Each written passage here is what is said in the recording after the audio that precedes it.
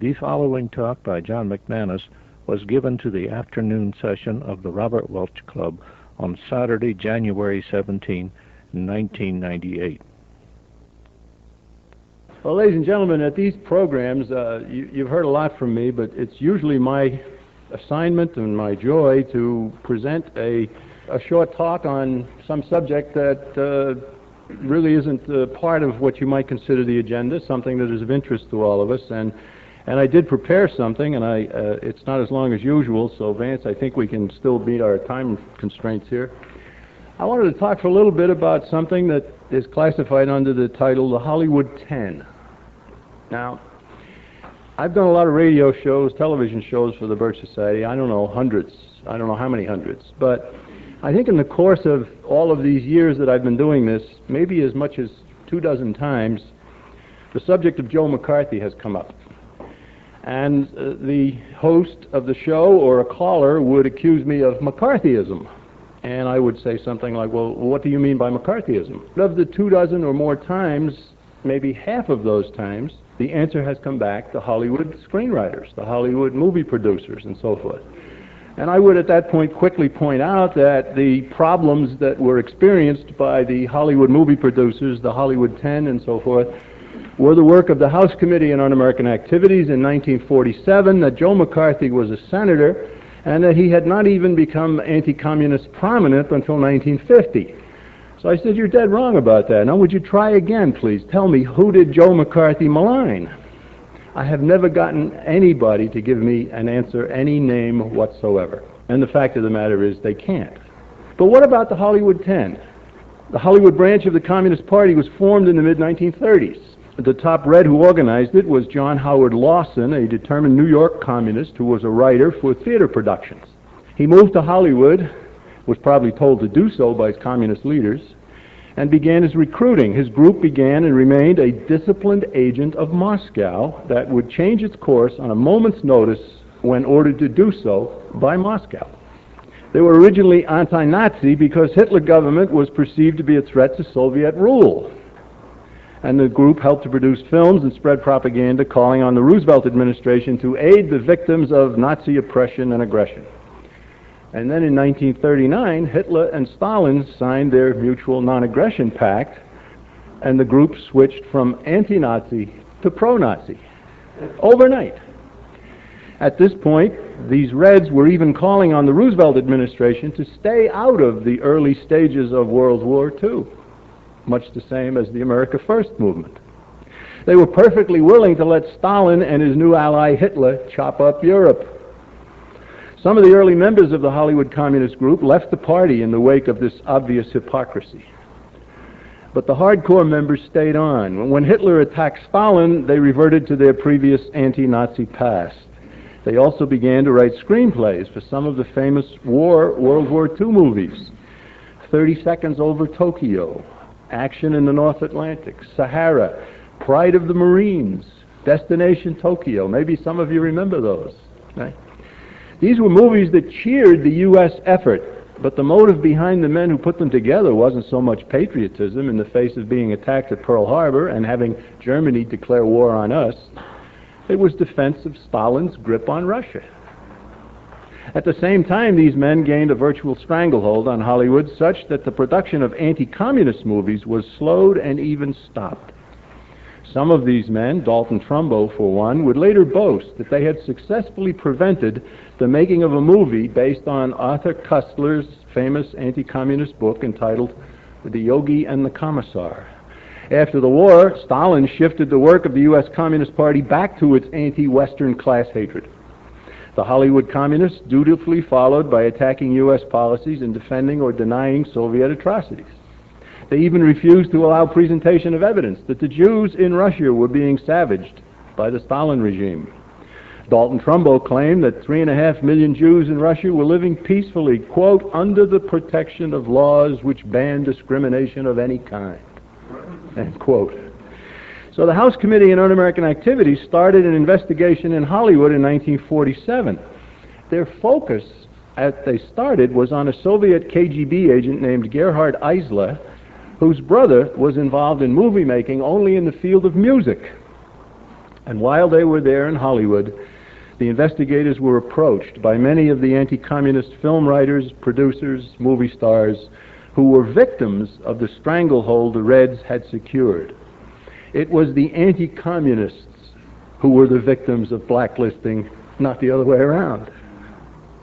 Originally, 19 unfriendly persons were called before the House Committee. And then the number shrank to 10, the famous Hollywood 10. Their names: Alva Bessie, Herbert Biberman, Lester Cole, Edward Dmytryk, Ring Lardner Jr., John Howard Larson, Albert Maltz, Samuel Ornitz, Adrian Scott, and Dalton Trumbo. Those are the 10. These 10 defied the committee, insisted that their free speech rights were being abused, and spread a great deal of propaganda vilifying the entire anti-communist effort. But the committee produced indisputable proof that each was a member of the Communist Party subject to discipline. Contrary to the widespread attitude that had been circulated, the House Committee did not blacklist any of these communist screenwriters. They were barred from their subversive work by motion picture executives who would not hire them. These executives of these studios were the same individuals who had refused to hire pro-Nazi writers and producers, such as the famous German female Leni Riefenstahl back in the 1930s. In other words, the corporate owners of the movie industry were patriots and did not want these communists writing scores. The blacklist resulted from a meeting of 50 top officials of the Motion Picture Association of America, the Association of Motion Picture Producers, and the Society of Independent Motion Picture Producers, 3 different organizations, held at the Waldorf Astoria Hotel in New York in 1947.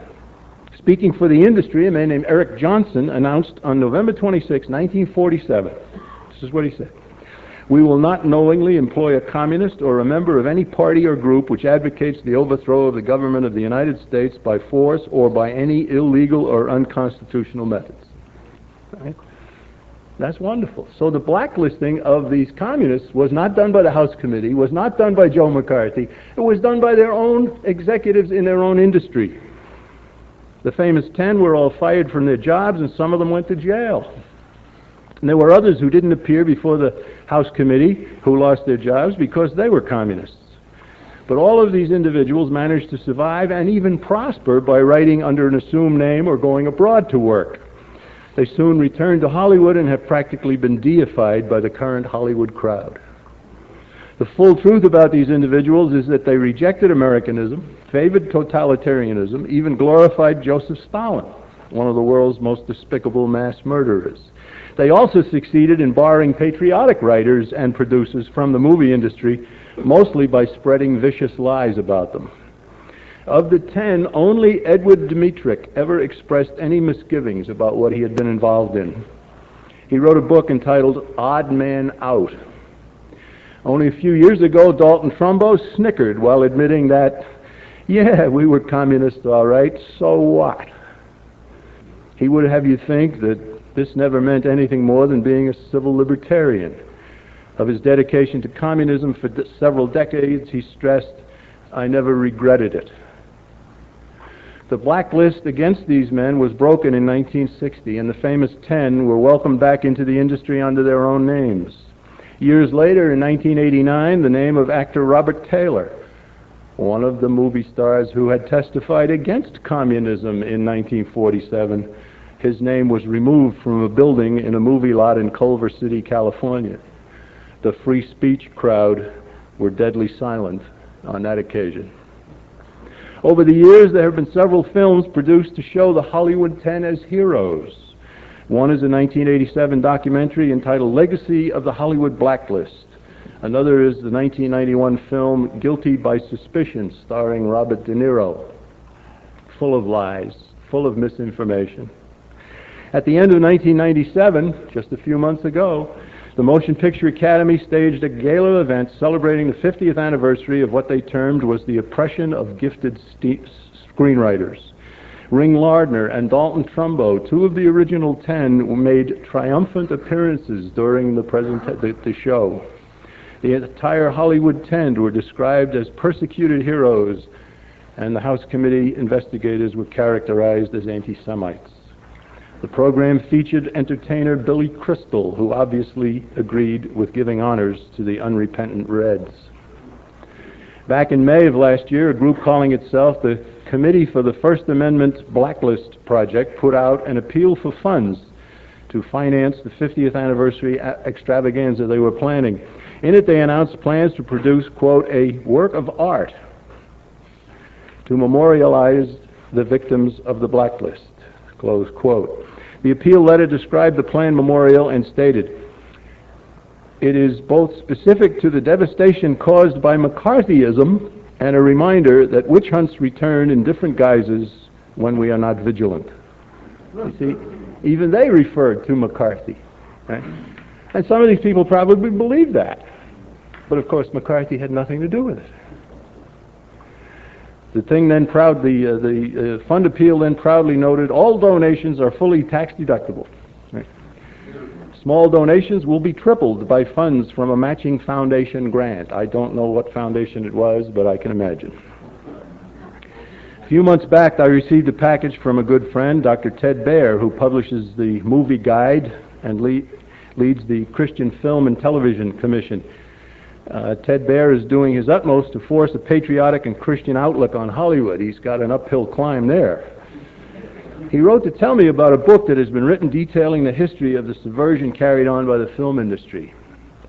The author of the book, I still don't know the book's name, the author is a man named John Cohn, C-O-N-E-S, who has spent a lifetime as an attorney in the entertainment industry.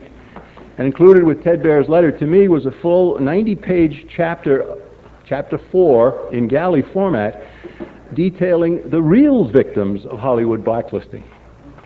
There have been numerous individuals who tried to break into this industry and who were thwarted at every turn by powerful leftist interests that maintain their grip right up until the present time. That book provides stunning background about the early attempts but eventual failures at movie making by men termed the outsiders. And these included some surprising names to me because, you see, I'm just a young man. Okay? The names, he told of the harrowing experiences of D.W. Griffith. Other movie makers, Joseph P. Kennedy, father of the man who became president. William Randolph Hearst tried to get into the movie industry.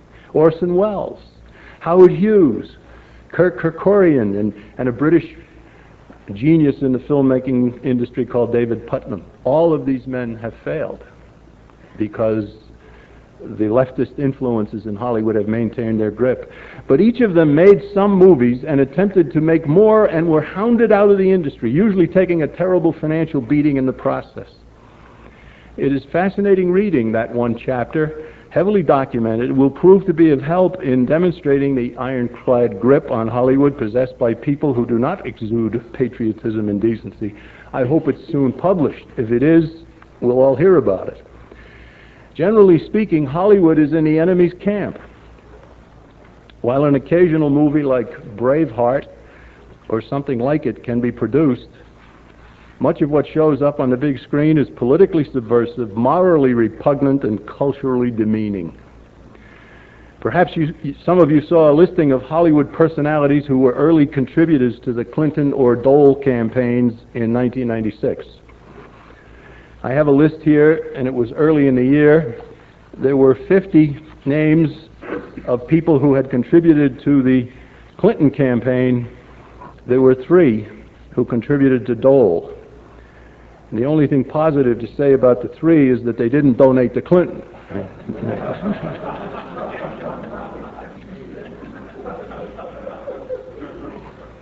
Steve Allen, Tom Arnold, Peter Benchley, Peter Berg, Michael Bolton, Victor Borger, Lloyd Bridges, Kate Capshaw, Chevy Chase, Ted Danson, Robert De Niro, Richard Dreyfuss, Michael Eisner, Peter Falk. A lot of these names are known to you. Big contributors to Clinton, right? Billy Joel, Quincy Jones, Lawrence Kasdan, Joanna Kearns, Larry King, Ali McGraw, Gary Marshall, Penny Marshall, Mary Stewart, Masterson, James Michener, Donna Mills, Leslie Moonves, I never heard of him, Alan Pakula, Paula Poundstone, Bill Pullman, Rob Reiner, Linda Ronstadt, Renee Russo, Carly Simon, Neil Simon, Mary Steenbergen, Daniel Stern, Martha Stewart, Barbara Streisand, no surprise there, Marlo Thomas, Grant Tinker, Kathleen Turner, Henry Winkler, Dweezil Zappa. Dweezil Zappa. Who were the three that supported Dole? Pat Boone, Bob Hope, and Pat Sajak. Pat Sajak, the Jeopardy, what is it? No, Wheel of Fortune. Well, it's interesting to know. I mean, this is the Hollywood crowd. And there were only two donors. These were to the specific campaign, the individuals running, but there were only two donors to the Republican Party listed among many, many who were listed for Clinton. And the two donors to the Republican Party were Jimmy Stewart and Lionel Hampton, which was nice to see. Among the patriotic Hollywood personalities of the 1947 period were Murray Riskind and Adolphe Menjou. Both eventually joined the John Birch Society. Adolphe Menjou was even named to our council and served on our council for a year. It is they and men like them who suffered from being blacklisted by the pro-communists. And so if anybody ever says to you, the poor Hollywood 10, maybe now you can say, you got it all backwards, right? The good guys were the ones blacklisted, and Joe McCarthy had nothing to say about it. Right? Thank you.